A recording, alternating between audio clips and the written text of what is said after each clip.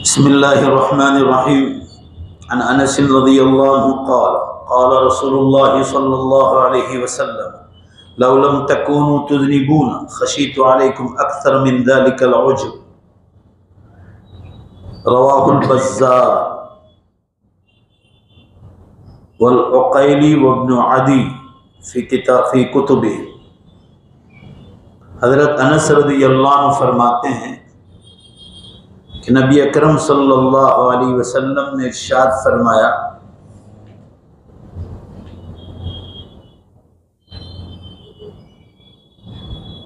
कि अगर तुम गुनाह न करते होते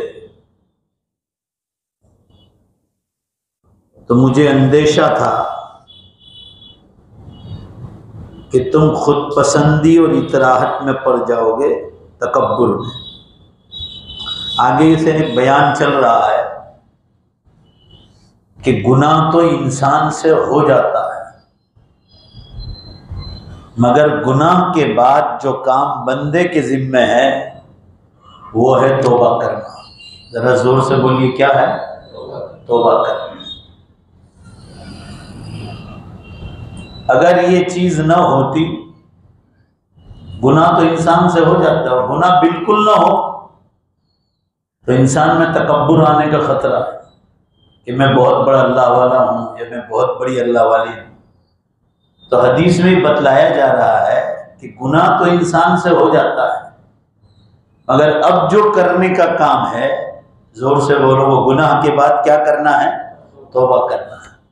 इसलिए आप सल्लल्लाहु अलैहि वसल्लम की एक हदीस आई कि मुझे अल्लाह ताला ने बतलाया कि अगर तुम गुनाह के बाद तौबा नहीं करोगे तो मैं ऐसी कौम पैदा करूंगा दूसरी जो गुनाह करेगी और गुनाह के बाद अल्लाह से तौबा करेगी।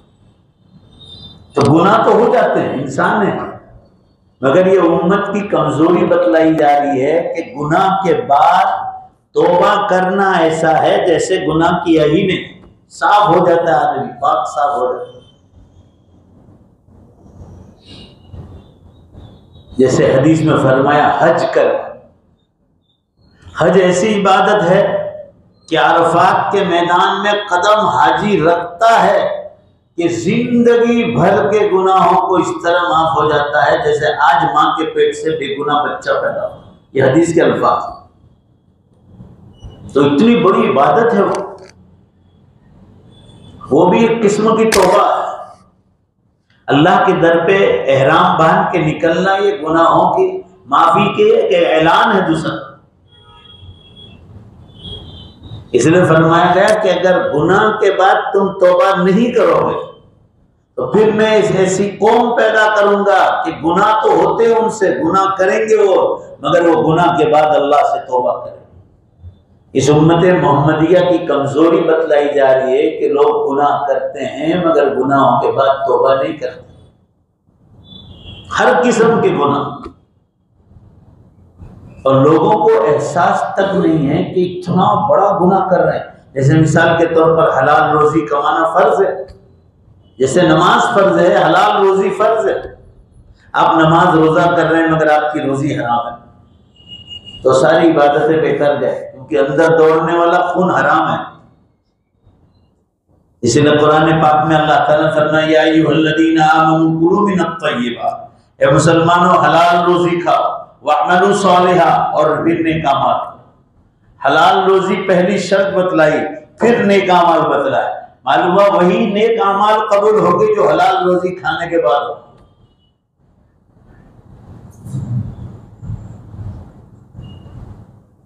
अभी कल के पेपर में था 8 मुस्लिम नौजवान सूरत के पकड़ा है, मांडवी में एक फार्म हाउस में।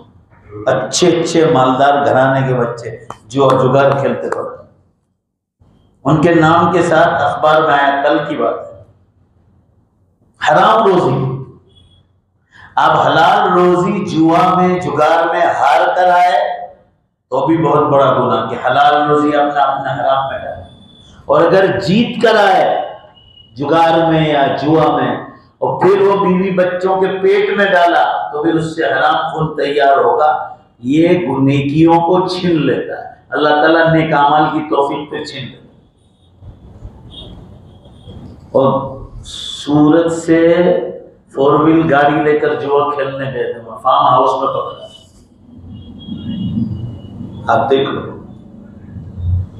ये कितनी बुरी बात है। और लोग फिर एहसास तक नहीं है कि हम गुनाह के काम कर रहे हैं। शराब पीना, शराब बेचना, कयामत इतनी करीब है, इतनी करीब है।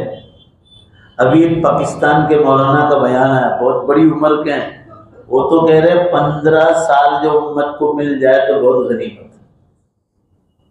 कुरान हदीस के हवालों से बतला रहे, तो इतना कम तो नहीं होगा, मान लो, वो उनका अपना अंदाजा है। हम आपको 2007 से कह रहे हैं कि 40-50 बरस मुश्किल से बात, उसको बोलने को भी 13 बरस हो गए। उलमा की किताबें, 20 किताबें मार्केट में छपकर आ गई, अरबी में और उर्दू में, कि दज्जाल के निकलने की तैयारी। दज्जाल निकल गया तो हजरत ईसा अलैहिस्सलाम को अल्लाह ताला आसमान से उतारे, इमाम मेहदी का ज़ुहूर हो जाए, और फिर सूरज पश्चिम से निकलेगा और तौबा का दरवाजा बंद हो जाए। आज का मुसलमान साइंस की बहुत बातें करता है, साइंस की पढ़ाई भी बहुत करते हैं। पढ़ाई करो, कोई ना नहीं कहता, पढ़ाई अच्छी चीज, मगर यही साइंस वाले कह रहे हैं कि सूरज पश्चिम की दिशा में चला गया है और 2037 तक में सूरज पश्चिम से निकलने का पूरा चांस हो चुका है। मगरिब में पश्चिम की दिशा में चला गया और कहा इसी रफ्तार से रोजाना जा रहा है। अगर इसी रफ्तार से वो चलता रहा तो 2037 में इन साइंस वालों का अंदाजा है कि सूरज पश्चिम से निकल गया। अब आप मुसलमान हैं, कुरान पाक में अल्लाह ताला ने फरमाया कि जब सूरज पश्चिम से निकल जाएगा, जोर से बोलो, तो तौबा का दरवाजा बंद हो जाएगा। कितने उलमाए किराम, दावत व तबलीग में जाने वाले, खानका वाले, आम मुसलमान मर्द औरतें ख्वाब में देख रहे हैं कि सूरज पश्चिम से निकल रहा है।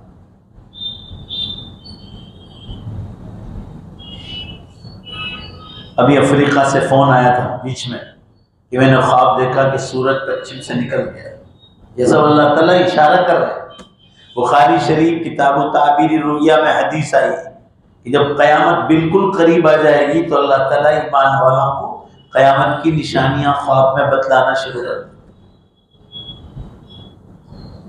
आपके गुजरात में कितने ज़लज़ले, रोज खबर, आज के अखबार में भी, कच्छ भुज में 3.4 रोज ज़लज़ले, आज इस इलाके में, कल उस इलाके में।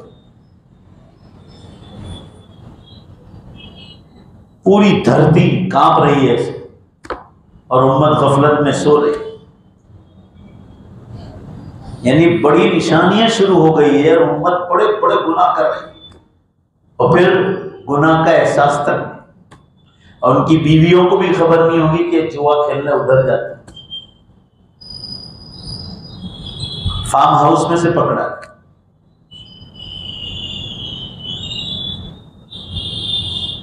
तो गुनाह तो हो जाते हैं। आप साहब ने फरमाया कि हर इंसान से अगर गुनाह बिल्कुल ना हो तो इंसान तकब्बुर में मुब्तला हो जाए कि मैं बहुत बड़ा अल्लाह। तो गुनाह तो हो जाते हैं छोटे मोटे, मगर इंसान गुनाह के बाद तौबा करे। आगे सुनिए, हदीस की शरह में उलमा ने लिखा है कि अल्लाह ताला हर बंदे को उसकी मर्जी पर छोड़ दे, यानी जो वो चाहे वही हो जाए, तो गुरूर तकब्बुर पैदा हो जाता है और वो कहने लगेगा कि उसके अमाल इतने अच्छे हैं कि उसकी हर दुआ कबूल हो जाती है। अगर बंदे को अपनी हालत पर छोड़, नतीजे में वो अपने आप को बहुत बड़ा और दूसरे को कमतर समझने की वजह से हलाक हो जाए। अगर गुनाह न करे तो, गुनाह तो हो जाते हैं मगर गुनाह के बाद तौबा हो जाए तो तकब्बुर कभी नहीं आए।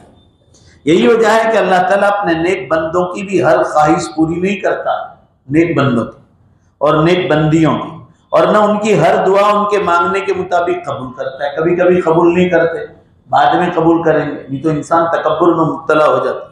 ताकि उनके दिलों में आजिज़ी पैदा हो, इसलिए हर दुआ फौरन कबूल नहीं करते। लेकिन फौरन कबूल कर ले तो तकब्बुर पैदा होता है और वो अल्लाह ताला से डरते भी रहेंगे। जब देर से दुआ होगी तो आजिज़ी पैदा होगी और अल्लाह ताला से डरते रहेंगे। बल्कि वो नेक बंदों पर तरह तरह की आफतें उतारता है और नेक बंदियों पर भी उतारता है और उनके सब्र का इम्तिहान लेता रहता है। एक किताब है मजमाउल बहरैन, उसमें लिखा है कि अगर कोई आदमी दिन में रोजा और रात को तहज्जुद में मशगूल रहे तो उसके दिल में खुशी और शादमानी पैदा हो जाती है।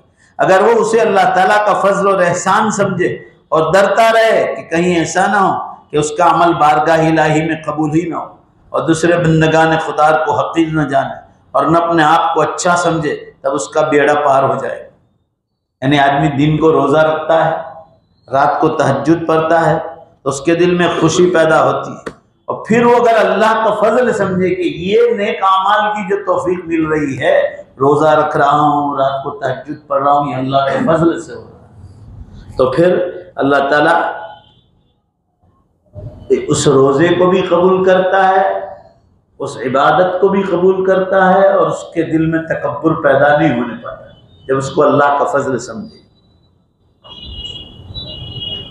अगर इबादत गुजारों में जरा सा भी इस किस्म का ख्याल पैदा हो जाए कि वो दूसरों से बेहतर है, यानी इबादत गुजार आदमी में ये पैदा हो जाए कि मैं दूसरों से अच्छा हूं, दूसरा मुझसे कमतर है, या उनके पास आखिरत की कामयाबी के असबाब मौजूद हैं ऐसा समझे कि हमारे पास तो आखिरत की कामयाबी है, या उन्होंने अल्लाह ताला पर कोई एहसान कर दिया, अल्लाह पर एहसान कर दिया ऐसा समझे, तो उसका मतलब है कि वो घमन, इतराहत और खुद पसंदी में पड़ गए जो बर्बादी की दावत देने के लिए काफ़ी है।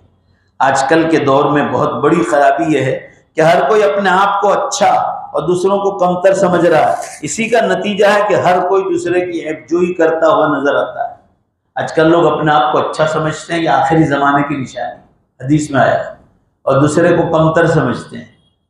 तो फरमाया कि और इसी वजह से लोग दूसरों की ऐबजोई क्या करते हैं, ऐब ढूंढते हैं। कोई शख्स अपने बुराइयों और दूसरों की नेकियों का जायजा लेने के लिए तैयार नहीं, कोई अपनी जो है बुराइयां देखने के तैयार नहीं और दूसरों की नेकी देखने को तैयार नहीं। गुनाहों में लिथड़ा हुआ हर बदामल दूसरे पर तबसरा करके अपने बदामाल पर मुतमईन नजर आता है। बहरहाल एक मोहलिक बीमारी है और ये शैतानी हमला है, उससे बचने की जरूरत है। अपने आप को कमतर समझो और दूसरे को अच्छा समझो। गमन, खुद पसंदी, अपने आप को बड़ा समझना, ये ऐसे अनासिर को ख़त्म करने के लिए मुतल्लिका अफराद को चाहिए कि वो अपने गुनाहों पर निगाह डालें। यानी हर आदमी ऐसी चीज़ों से बचने के लिए अपने गुनाहों पर निगाह डालनी चाहिए और दूसरों की नेकियों को ध्यान में रखना चाहिए। आगे की हदीस आ रही, हज़रत सुराक़ा रज़ियल्लाहु अन्हु फरमा रहे, अन सुराक़ा रज़ियल्लाहु अन्हु क़ाल अतैतु रसूलुल्लाह सल्लल्लाहु अलैहि वसल्लम बिल जि'रा फलम अद्री मा असअलु अन्हु फ़क़ुल्तु या रसूलल्लाह सल्लल्लाहु इन्नी अमलउ हौदी अंतदिरु ज़हरी यरिद्दु अलैया फ़तजीउल बहमतु फ़तशरब फ़हल फ़ी ज़ालिका मिन अज्र फ़क़ाल रसूलुल्लाह सल्लल्लाहु अलैहि वसल्लम लक फ़ी कबिदिन हरियन अज्र। रवाहुल हुमैदी फ़ी मुस्नदिही व इब्न माजा। हज़रत सुराक़ा रज़ियल्लाहु अन्हु बयान करते हैं, मैं रसूलुल्लाह सल्लल्लाहु अलैहि वसल्लम के पास आया जबकि वो जि'राना में थे। आप सल्लल्लाहु अलैहि वसल्लम जि'राना मकाम पर थे। मुझे समझ नहीं आ रही थी कि मैं इसके बारे में कैसे सवाल करूं। बिलाखिर मैंने कहा, अल्लाह के रसूल सल्लल्लाहु अलैहि वसल्लम, मैं अपना हौज भरकर अपनी सवारियों के पहुंचने का इंतजार कर रहा होता हूं कि किसी दूसरे आदमी की बकरियां या भेड़ बच्चे पानी पी जाते हैं। सहाबा किराम के ज़माने में ज़मीन पर कच्चे घड़े बना दिए जाते थे और जब बारिश होती तो उन घरों में पानी रोक लेते थे ताकि ऊँट, बकरियां, गाय वगैरह पी। तो फरमा रहे, मैं अपने जानवरों के लिए राह देखता था कि मेरे हौज में आकर ये मेरे जानवर पानी पिए, मगर दूसरों के जानवर आकर पानी पी लेते थे। तो मैंने आप सल्लल्लाहु अलैहि वसल्लम से सवाल कर लिया कि क्या मेरे जानवरों का पानी दूसरे जानवर पी लेते हैं तो मुझे इसमें अजर सवाब मिलेगा? सवाल किया आप सल्लल्लाहु अलैहि वसल्लम। तो आप सल्लल्लाहु अलैहि वसल्लम ने फरमाया, लकफी कुल्ल कबिदिन हरियन अजरुन, फरमाया हर तर जिगर वाले जानदार की खिदमत और देखभाल में अल्लाह ने अजर सवाब रखा है। अगर तेरे हौज का पानी दूसरा जानवर पी लेता है तो अल्लाह के यहाँ उसका अजर सवाब रखा है। कितनी बार लोग व्हाट्सएप पर अच्छी अच्छी बातें भेजते हैं कि अपने मकान के ऊपर पानी का कोई बर्तन रख दो, जैसे प्लास्टिक का है या सीमेंट कंक्रीट का भी आता है, कि पानी भर के रख दो, जानवर पिएंगे, उसका भी अल्लाह के यहाँ अजर है। पर दाने रख दो, अल्लाह के यहाँ उसका अजर है, सवाब है।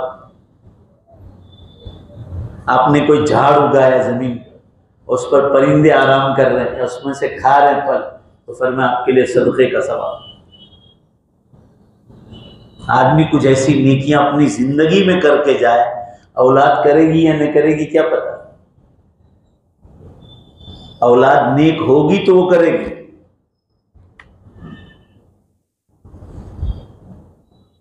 नेक नहीं होगी तो हमारे लिए कोई पानी का कुआं भी नहीं खुदवाएगा कि चलो पानी का पंप लगवा दो, इस साले सवाब के।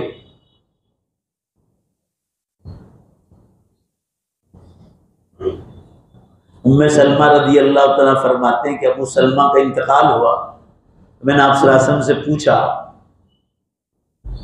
कि अल्लाह के रसूल क्या करें, तो फरमाया पानी का कुआं खुदवाओ, ये सदक़े जारिया है।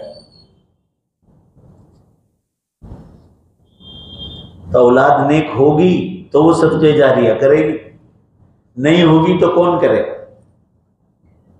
लिहाजा बहुत ज़रूरी है कि आदमी जो है ऐसे नेक अमाल अपनी ज़िंदगी में करके जाए, ये अमाल मुझे सवाब मिले।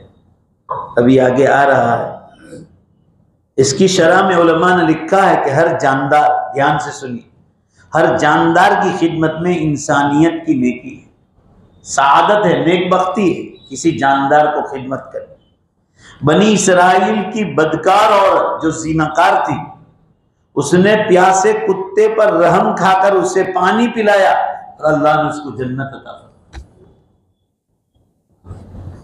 ये जंगल से गुजर रही थी, एक आदमी का भी जिक्र आता है कि वो पानी पीने के लिए उसने मोजा पहना हुआ था चमड़े, बहुत प्यास लगी थी, जंगल से गुजर रहे थे, कच्चा कुआं था, अंदर पानी था, तो रस्सी से अपना मोजा बांधा और उसमें उसको अंदर उतारा और पानी पीने के लिए उसने मोजा वो बाहर निकाला, डोल निकाली बाहर। बाज़ रिवायत में डोल का भी जिक्र है। और अभी पानी पीने जा रहा था कि कुएं के मुंडेर के पास पानी गिरने की वजह से कीचड़ हो गया था।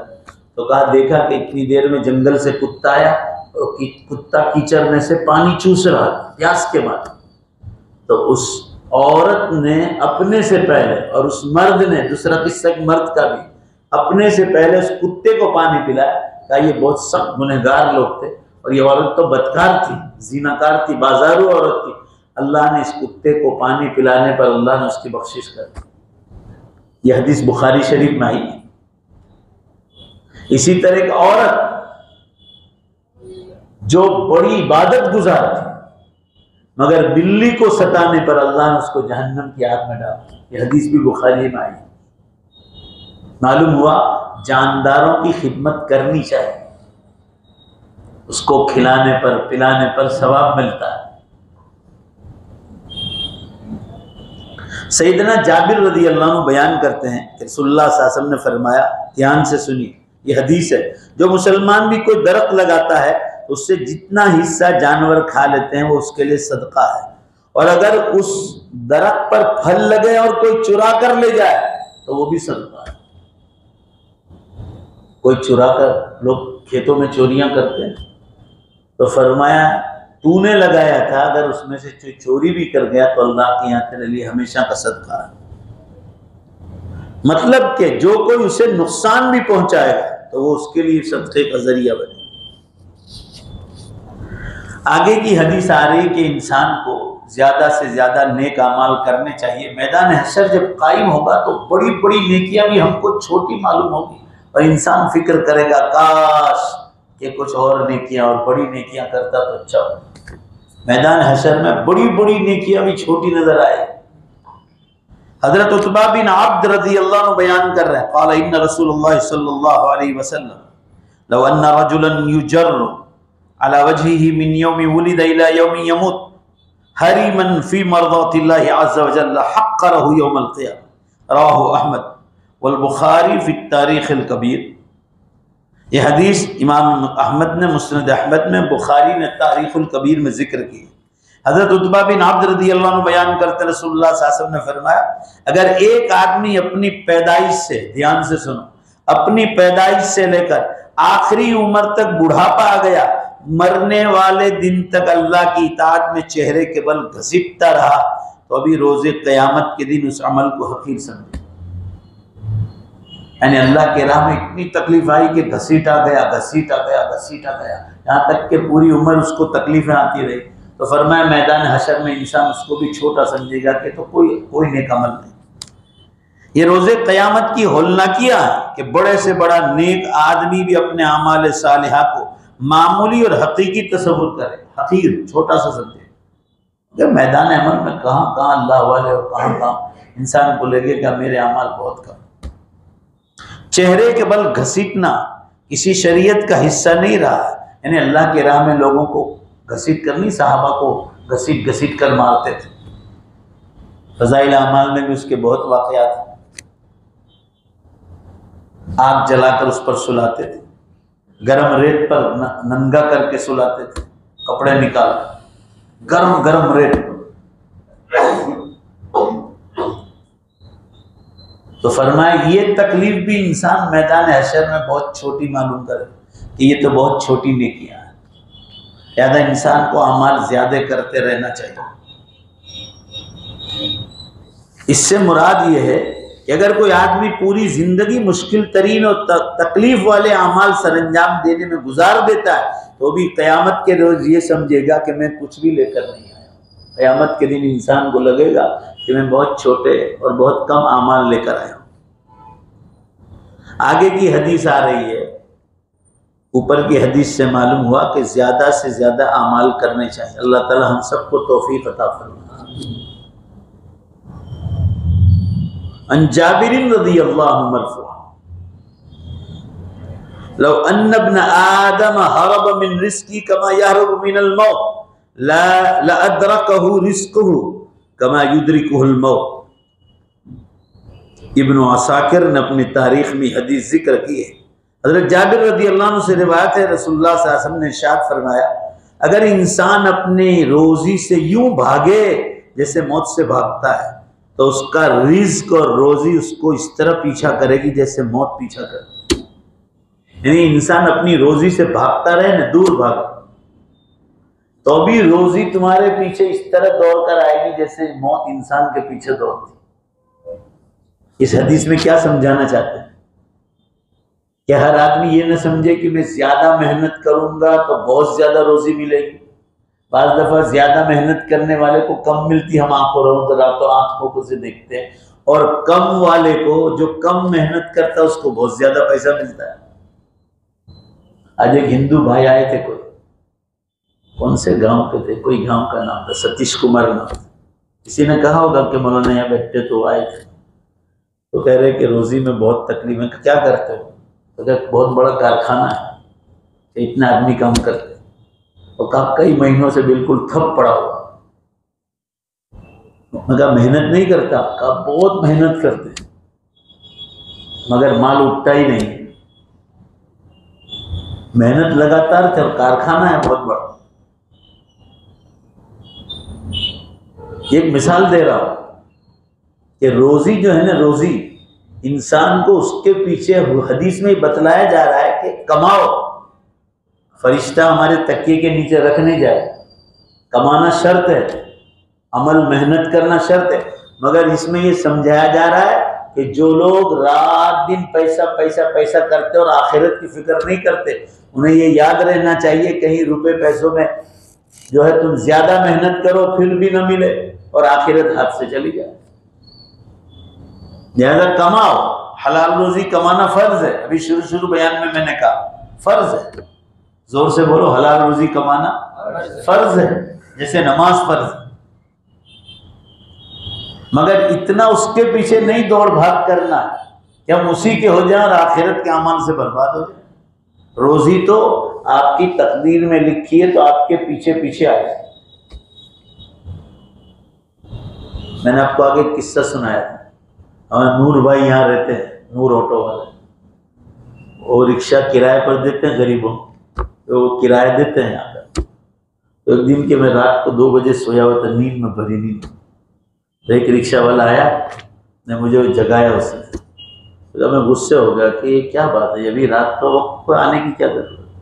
लेकिन मुझे भी नींद नहीं आई, इसलिए मैंने आपको उठाया। तो कहा क्या बात है। कामरे चौकड़ी पर पौना बीघा एक जमीन थी, वो 4 करोड़ रुपए में गई। तो पैसा आया तो रात को मुझे नींद नहीं आया, तो आपका रिक्शा वापस देना आया।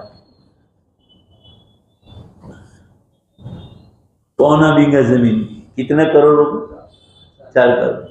लेकिन मैं गर्म हो गया उस पर, सुबह में समझ नहीं पड़ती थी, मेरी नींद खराब। लेकिन पैसे आए तो मुझे ही नींद नहीं आई। तो तेरी नींद नहीं तो मेरी नींद क्यों खराब थी? यानी देखो, रिक्शा चलाता था और उसको ये गुमान नहीं था कि इसके इतने पैसे आएंगे। आप देखो, रोजी दौड़ी उसके पीछे। अब वो बंगला वंगला बनाया, 4 व्हील गाड़ी में चल रहा। मैं उस चीज को जानता हूँ, ये मोटा वाला सा गाँव का, ये मोटा वाला सा गाँव रिक्शा चलाता। तो अल्लाह के हाथ में है। कुरान में है, जब हम चाहे जिसके लिए चाहे रोजी बढ़ा दे, हम जब चाहे रोजी को खींचे। मगर हमारा ईमान इतना कमजोर है, जो घरों पर बैठकर मस्तूरात भी सुनती है, वो भी, और मर्द हजरात भी। हमारा ईमान इतना, ध्यान दे, हमारा ईमान इतना कमजोर है कि कभी जब तकलीफ आती है ना, तकलीफ आती है तो क्या किसी ने रोजी बांध दी है, पैसा बहुत होता है कि अल्लाह का करम है, तो उस वक्त अल्लाह का करम था ना। आज तकलीफ किसी दूसरे ने बांध दी। तो तकलीफ देने वाला भी बोलो जोर से कौन है? अल्लाह की तरफ। नेमत मिले शुक्र अदा करो, और मुसीबत आए तो उसी मालिक के नाम पर सब्र करो, ये हुक्म है। तो ये हदीस में ये बतलाया जा रहा है कि रोजी इंसान के पीछे इस तरह भागती है जैसे मौत उसका पीछा करती। देखो ना, नौजवान लोग, बॉडी भी नहीं होती इतनी कोई माशाअल्लाह, न अटैक आता है, पतले दुबले आदमी को खड़े खड़े इंतकाल हो जाते। जवान जवान लोग, आप सोच नहीं सकते। हार्ट अटैक का तो जरिया है, एक हार्ट अटैक एक जरिया है। अल्लाह ताला ने अलग अलग बहाने बना दिए, किसी को शुगर से, किसी को प्रेशर से, ये वो।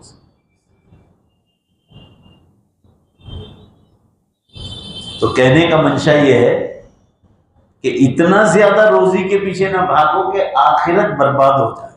असल जिंदगी आखिरत की, ये तो 50, 60, 70 साल की जिंदगी, यहां से आगे कुछ करके आखिरत की नई जिंदगी में दाखिल होगा। हदीस की शरह में उलमा ने लिखा है कि शरीयत इस्लामिया में रहबानियत और दुनिया छोड़ने की कोई गुंजाइश नहीं। देखो, पहली शर्त ये दुनिया छोड़ दें, अल्लाह ताला आसमान से फरिश्ता भेजेगा और तकिए के नीचे रख जाएगा, ऐसा हुक्म नहीं।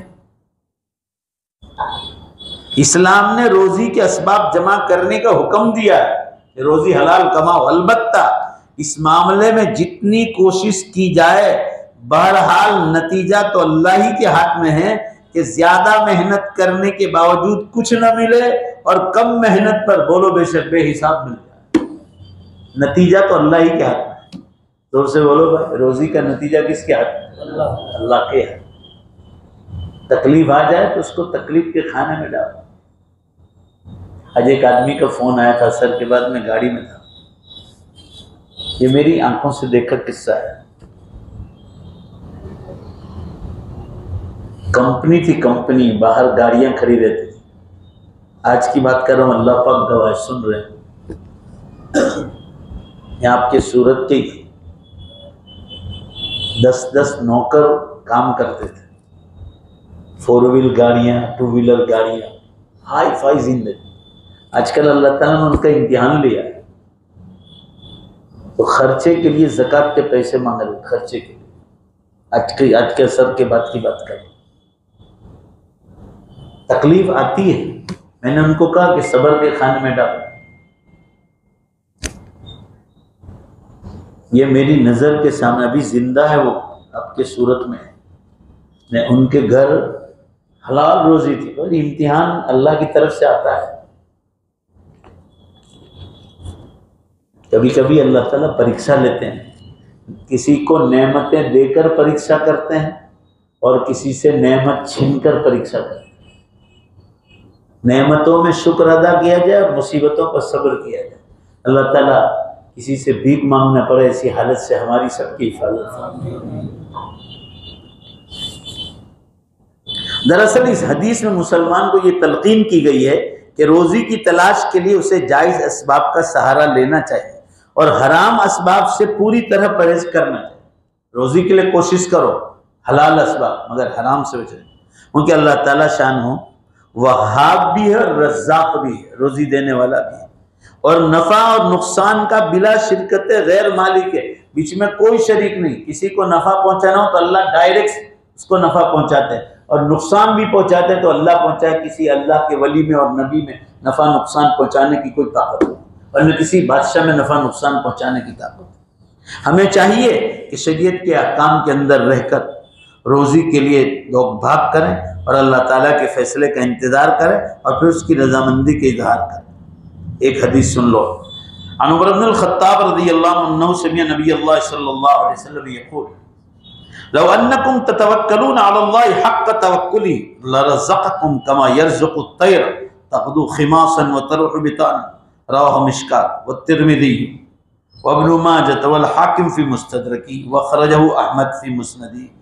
ये हदीस ध्यान से सुनो, मिशकात शरीफ में भी हदीस आई। उमर इब्न ख़त्ताब रज़ियल्लाहु अन्हु फरमा रहे, उन्होंने सुना अल्लाह के नबी सल्लल्लाहु अलैहि वसल्लम को फरमाते, ध्यान दो ये हदीस पर बहुत ज़रूरी है ईमान रखना।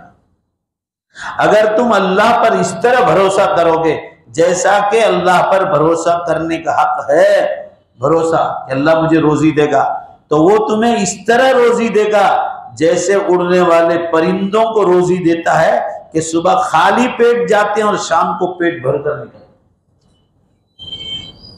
हम और आप रोजी निकालते हैं परिंदों, बेशुमार परिंदे। काठियावाड़ में तो किसी ने खेत बनाया है, ओहो लाखों परिंदे उसके पास आते हैं, लाखों, हजारों नहीं। परिंदे उससे इतने मानूस हो गए हैं, व्हाट्सएप पर भी आया था, आपने वीडियो देखा कि कोई चिड़िया भी वहां से उनके पास से उड़ने नहीं पाती। हालांकि चिड़िया बहुत चंचल आती, बहुत जरा सा आपको ये किया तो फौरन उड़ जाती। तो आप सरासर इंसानों को समझा रहे हैं, मुसलमानों, कि अल्लाह ताला पर पक्का यकीन रखो हलाल रोजी की देने का, कि मुझे रोजी देने वाला सिर्फ और सिर्फ, जोर से बोलो कौन है, अल्लाह ही है। तो फिर समझो अल्लाह इस तरह तमाम को रोजी देगा जैसे उन परिंदों को रोजी देता है कि खाली पेट सुबह निकलते हैं और पेट भरकर वापस आते हैं।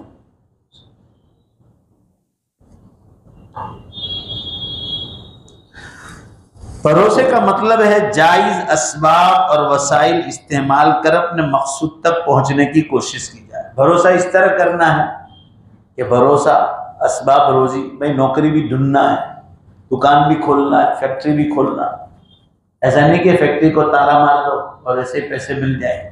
असबाब इख्तियार करने, मगर दिल में भरोसा रोजी देने वाली जात, जोर से बोलो कौन है, अल्लाह के। क्योंकि जब तक अल्लाह ताला की मशीयत शामिल नहीं होगी, अल्लाह ताला का इरादा रोजी देने का, असबाब वसाइल सब बेकार हो जाएंगे। बहरहाल ज़ाहिरी असबाब को इख्तियार करना ज़रूरी है, क्योंकि अल्लाह ताला ने ऐसा करने का हुक्म दिया है। जैसे परिंदे घोंसलों के अंदर बैठे नहीं रहते कि भाई रोजी अल्लाह ताला जो है अंदर घोंसले में और माले में पहुंचा देगा, बल्कि रोजी तलाश करने के लिए परिंदे भी बाहर निकलते, कीड़े मकोड़े सांप बिच्छू भी बाहर निकलते हैं। इस तरह इंसान को भी हलाल रोजी के लिए हाथ पांव मारना है, मगर जोर से बोलो नतीजा किसके हाथ में है, अल्लाह। भरोसा अल्लाह ही पर रखा जाए कि रोजी देने वाला अल्लाह की जात।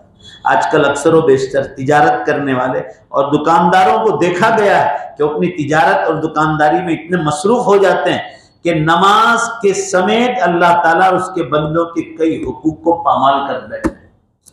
दुकानों में, फैक्ट्रियों में इतने तिजारत वाले लोग ऐसे हैं जो नमाज भी छूट जाती और अल्लाह के बंदों के हुकूक भी छूट जाते। आज एक बहन आई थी, सूरत की थी, वो रांदेर में शादी हुई थी। देखो कैसे कैसे उम्मत के हालात हैं। ये बंदों के हुकूक की अदायगी, लोग ऐसा समझते हैं हम नमाज रोज़ों के बहुत पाबंद हैं, फिर जो चाहे करो। वो ऐसा कह रही थी कि शौहर ने मुझसे निकाह किया और अमेरिका का वीज़ा मिला, और वीज़ा मिलने के बाद उनका वहाँ से फ़ोन आया था वाइफ पर, मैसेज भी हो रहा था, और फिर अचानक वो फ़ोन बना रहा है। एक बार बात की कि क्यों आप मुझसे बातचीत नहीं करते? तो क्या मेरे साथ बहुत सारे मसले हैं। और जो कहा मैं तुम्हारी बीवी हूँ, बात करो क्या मसले हैं, मैं आपकी तकलीफ में मैं शरीक हो जाऊंगी, मैं आपकी शरीक हयात, आपकी ज़िंदगी का साथी। वो कह रहे कि जब से अमेरिका गए 1 रुपया तक भेजा नहीं, बच्चे हमारे, और आज तक पता नहीं कि शौहर कहाँ। देखा बंदों के हुक्म। आपके में शादी किए तो आपकी बीवी का हक है, शौहर का हक। तो मैंने उनसे पूछा कि फिर आप रोजी रोटी किस तरह करते हो? तो मेरा पहला निकाह हुआ था, तो मेरे शौहर का इंतकाल हो गया था, और ये आदमी ने मुझसे शादी की थी, और इससे बच्चे भी हैं। ये अमेरिका जो गया उसके बाद मोबाइल बंद, बीवी का हक कुछ नहीं, बच्चों का हक कुछ नहीं, ना कोई फ़ोन ना कुछ नहीं, वो फ़ोन ही बना रहा है। इसलिए हम नमाज रोज़े करके बंदों का हक मार नहीं सकते। बीवी को पहुंचाना, बच्चों का हक, उसकी दीनी दुनियावी तालीम, या भाई बहन हो, रिश्तेदार हो, जिसके जो हुकूक लगते हैं उसमें माफ़ी नहीं हो। आपको मालूम है पिछली बार हदीस आई थी, आप सल्लल्लाहु के ज़माने में एक मुसलमान का इंतकाल हुआ, तो आप सल्लल्लाहु ने फरमाया, वही आई जिब्रील अलैहिस्सलाम के ज़रिए। पिछले हफ्ते भी एक किस्सा आपको सुनाया था ताकि ताज़ा हो जाए कि फुला, आप सल्लल्लाहु ने पूछा कि फुला आदमी मजलिस में है? फरमाया कि नहीं है। तो कहा कहाँ गए? आज मजलिस में शामिल नहीं।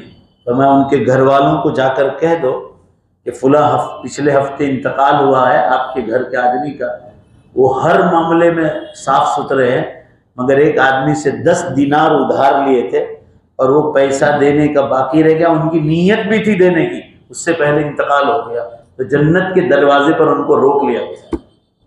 हदीस में जन्नत के दरवाजे पर उनको रोक लिया गया। दूसरी बार जब वही आई तो आप सल्लल्लाहु अलैहि वसल्लम ने इरशाद फरमाया, उनके घर वालों को इत्तिला दे दी गई, उनके घर वालों ने वो 10 दिनार अदा कर दिए गए, आसमानों से खबर आई और 10 दिनार अदा के। दूसरी बार जिब्रील अलैहिस्सलाम तशरीफ लाए और फरमाया कि जन्नत में उनको दाखिल कर लिया। वो 10 दिनार चुकाने के बाद जन्नत में दाखिला मिला। नमाज रोजे तो इबादत है, अगर मामला किसी से पैसे उधार लिए आपने, या आपने ये किया, बीवी बच्चों का हक अदा नहीं करते आप, कोई भी मसला बंदों के हुकूक, अगर आप बीवी बच्चों के हक में भी जो है कमज़ोर हैं तो आदमी उस कमी को पूरा करना चाहिए, नहीं तो पकड़ हो सकती है। आसान काम नहीं। अल्लाह ताला हमारी सब की आखिरत आसान फरमाए। तो कितने ताजिर ऐसे हैं और दुकानदार जो अपनी तिजारत के साथ नमाज समेत अल्लाह के बंदों का हक तोड़ते हैं, जैसे बीवी बच्चों का। दरअसल ऐसे लोग इंतहाई कमजोर ईमान के हैं, उनको चाहिए कि कारोबार को नहीं, अल्लाह ताला को रोजी पहुंचाने वाला समझे। कौन रोजी पहुंचाता है? अल्लाह की जात, और उसकी फरमाबरदारी करके फिर उसके बाद अल्लाह पर भरोसा करें तो फिर अल्लाह की मदद आए। अल्लाह मुझे और आपको हलाल रोजी खूब से खूब, अल्लाह ताला हमें हलाल रोजी वसअत के साथ नसीब फरमाए और बंदों के हुकूक की अदायगी की भी तौफीक अता फरमाए। दुरूद शरीफ पर। ये मौलाना राजस्थान से आए। जब बाहर जाओ, बाहर चले जाओ, यहाँ बैठ के क्या करो, वहाँ बीच में बैठ जाओ। ये राजस्थान से तशरीफ़ लाए, हर साल आते हैं। मैं इनके मदरसे में गया भी हूँ और माशाअल्लाह स्कूल भी चालू की है हमारे जाने के बाद। तो आप इनको लिल्लाह ज़कात सदक़ात और खैरात से जो है आप हज़रात जो है इनको इमदाद फरमाएं। और जो हज़रात घरों पर सुनते हैं, ये हज़रात यहीं रहेंगे, मीनारा मस्जिद पर भी आप इमाम साहब को दे जाएंगे तो ये मौलाना को पहुँचा देंगे। अस्सलाम वालेकुम व रहमतुल्लाह।